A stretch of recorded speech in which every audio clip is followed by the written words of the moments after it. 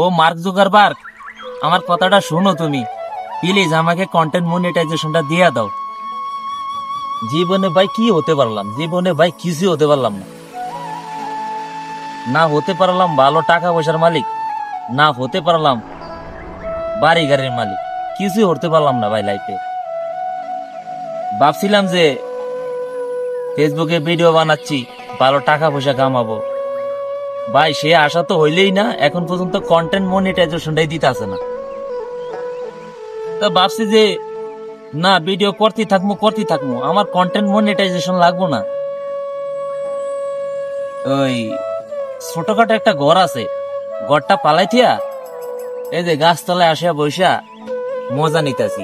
আসলে ওই সমস্ত আশাবাদ দিয়া এই যে গাছতলায় বৈশা রয়েছি না, এটি আমার কাছে মনে হচ্ছে যে বেশ আনন্দের পর্যায়ে আছি।